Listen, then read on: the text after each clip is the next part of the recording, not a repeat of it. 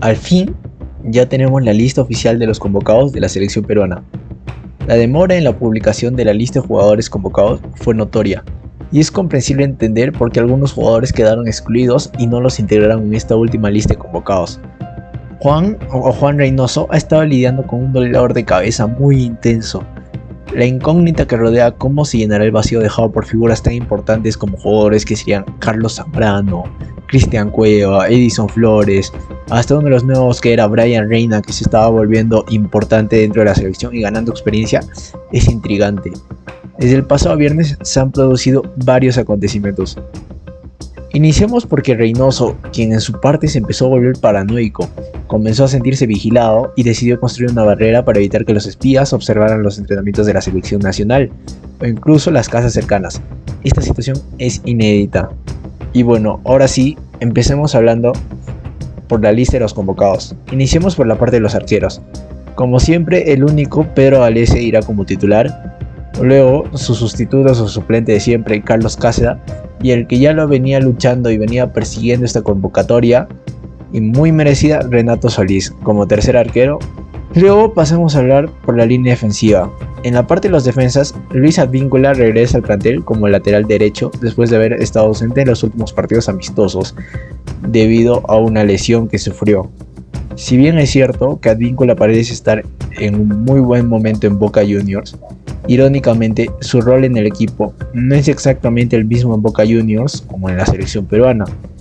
En Boca Juniors ha estado desempeñándose en el lateral, pero de manera mucho más adelantada, casi como un delantero, incluso como volante por derecha.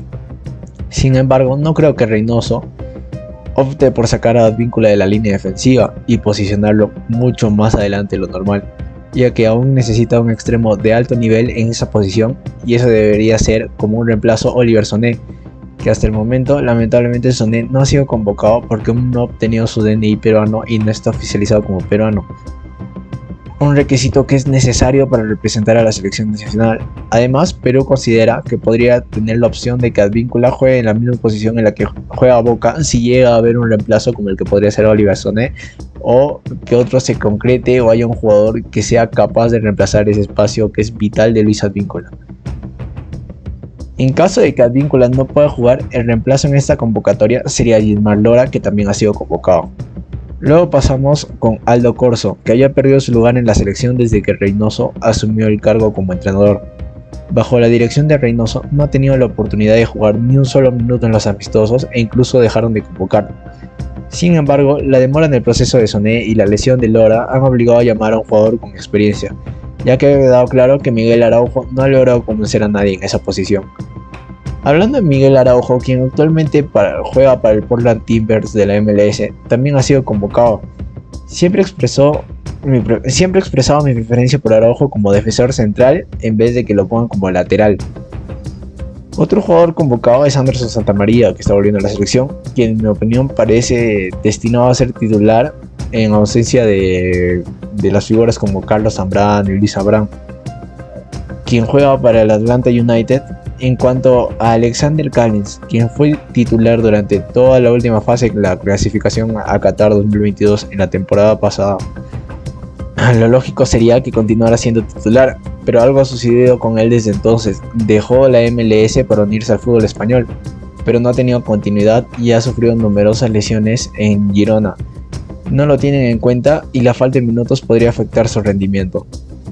Reynoso deberá ser extremadamente cauteloso al seleccionar a los defensores centrales, ya que Paraguay es un equipo que juega mucho al balón parado, a los centros, a los balonazos o a los pelotazos. Supongo que apostará por jugadores más altos como lo serían Alexander Callens y Anderson Santamaría para contrarrestar esta amenaza.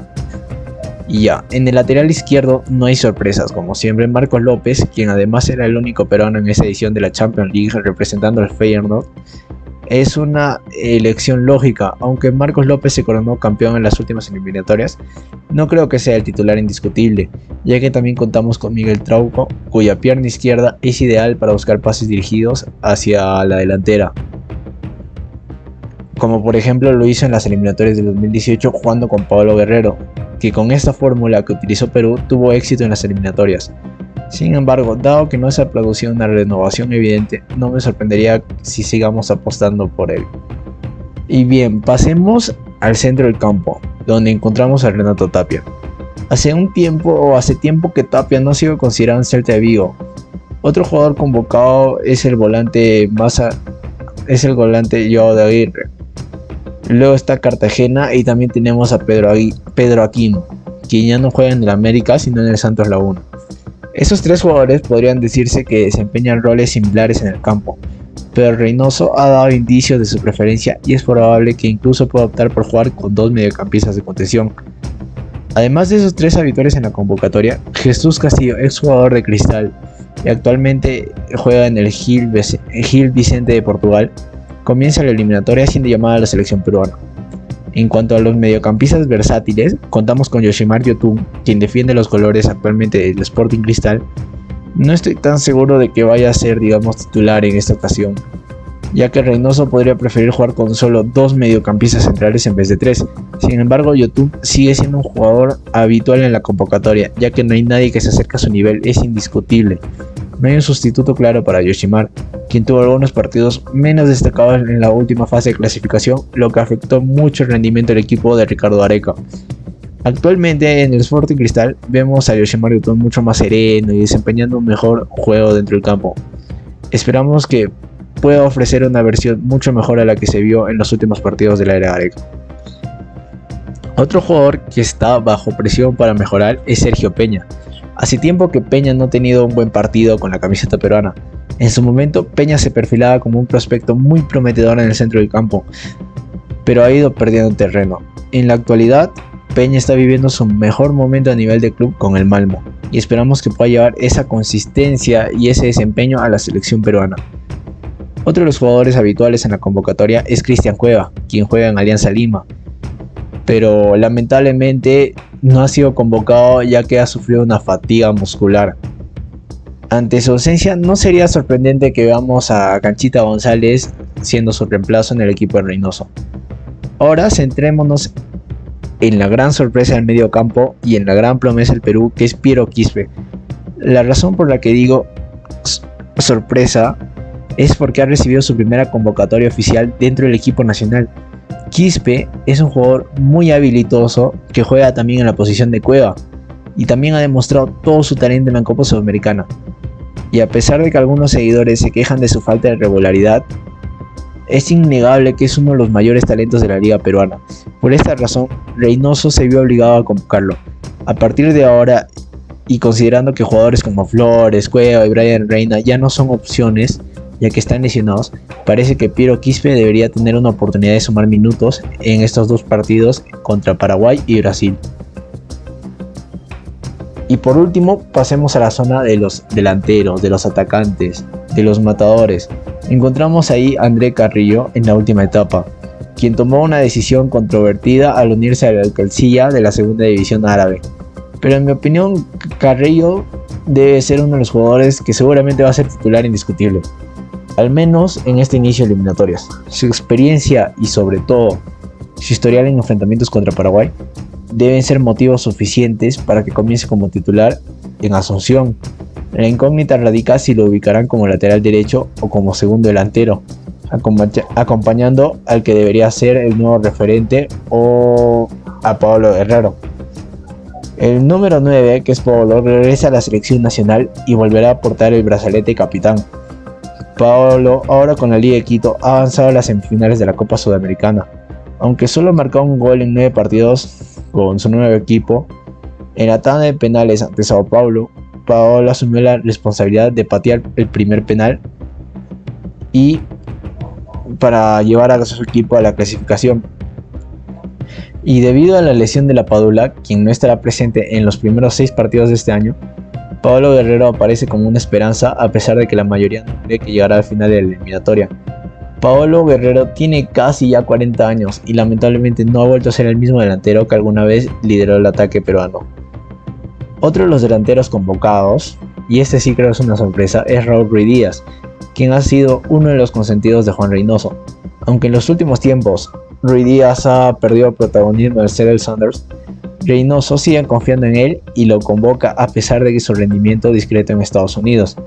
Es evidente que Reynoso tiene fe en Ruiz Díaz y es probable que obtenga tiempo de juego en esta fecha.